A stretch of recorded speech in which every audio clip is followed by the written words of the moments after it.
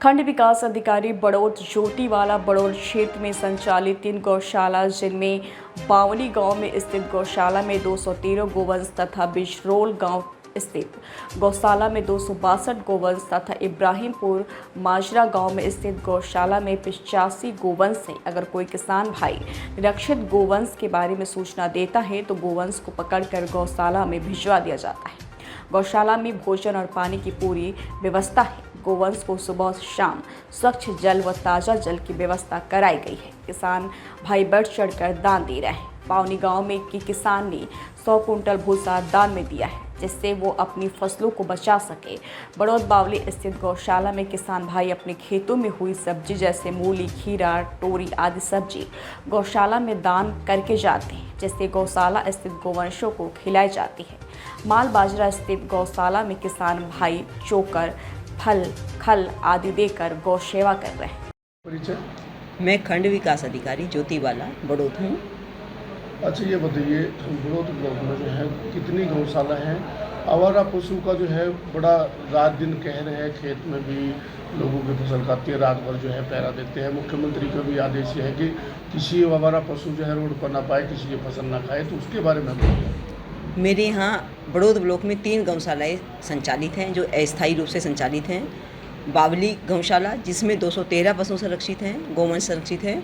इसी तरह से 262 गौवंश मेरे अपनी जो बिजरोल गौशाला है उसमें संरक्षित है, और 85 गौवंश मेरी इब्राहिमपुर माजरा गौशाला में संरक्षित हैं। और जितने भी आवारा गौवंश, ताकि किसान भाइयों को कोई नुकसान ना हो, उनकी फसलों का नुकसान ना हो, क्योंकि वो रात दिन मेहनत करता है, उसको संरक्षित करने के लिए अगर कहीं पर भी कोई आवारा गौवंश मिलता है तो हम तत्काल पकड़वा कर उसको अपने गौवंश में संरक्षित करा देते हैं। गौशाला में क्या क्या साधन है उनके खान पीने के लिए?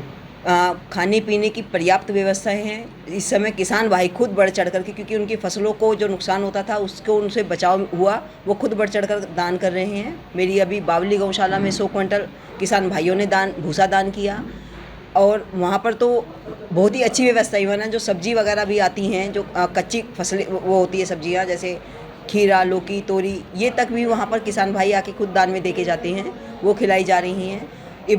इब्राहिमपुर माजरा गौशाला में भी चोकर के कट्टे दान दिए गए, और इसी तरह से बिजरोल गौशाला में 300 क्विंटल भूसा किसान भाइयों के द्वारा खुद दान किया गया है।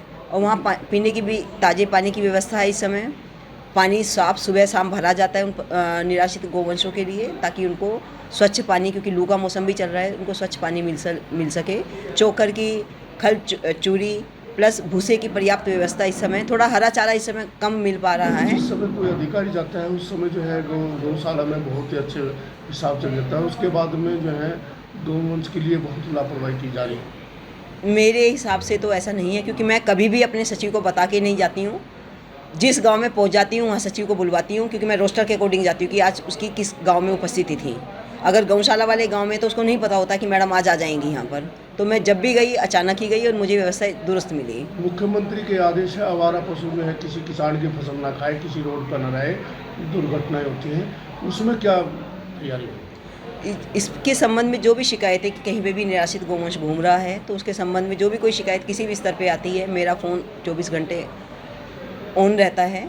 तो कहीं से भी कोई भी भाई अगर फ़ोन करता है या किसी भी अन्य उच्च अधिकारी द्वारा मुझे कोई शिकायत प्राप्त होती है, तो उसका तत्काल निस्तारण करा के गोवंश को बागपत मेरे 3 गौशालों में तो पहुँचाया जाता है। अगर उसके बाद यहाँ जगह नहीं बचती है तो मैं सीओ साहब से खुद बात करके जो बागपत में अन्य गौशालाएँ संचालित हैं उनमें अपने गोवंश को पहुँचवा देती हूँ।